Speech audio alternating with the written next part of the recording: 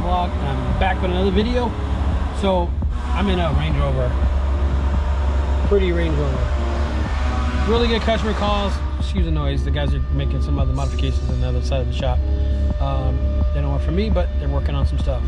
So we got this Range Rover. Customer calls me, really good customer of mine. I've known him for years. And he says, "Hey Lance, I had a little issue with my Range Rover. I have no sound on the radio." So I'm like, "Okay, we'll bring it by." So he drops it off. We look at the car. We pull the front seat out, the driver's side, and we pull out the passenger seat. I've since put the passenger seat back in. We pulled out on the passenger side. There's an actual amplifier on it, and when we pulled that amplifier out, we noticed there was corrosion on the amplifier, on the base of it. We open it up. Lordy,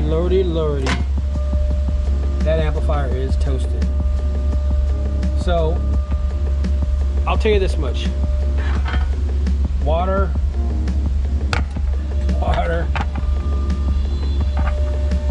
is not good for amplifiers. He was lucky enough to find another amplifier on one of the pages somewhere, but that amplifier is toasted. And the reason why we pulled up both seats is because in most of these cars, the driver's side is where the factory amp is. In this car, the factory amplifier is underneath the passenger seat. So if you run all the diagnostics and you figure out you have no audio, all you literally have to do is pull the seat up and look under there. So we got to put everything back together. This car's a wrap. Nothing complicated. You just have to remember, liquids and amplifiers just don't work. And if you got a Range Rover or any other car that the amplifier doesn't work, it can be troubleshot. We just have to go through the process of finding out what the problem is. It's not. Sometimes it's easy, sometimes it's hard. This is a hard car because you got to take a whole bunch of stuff apart to get it apart. Other than that, it's not that complicated.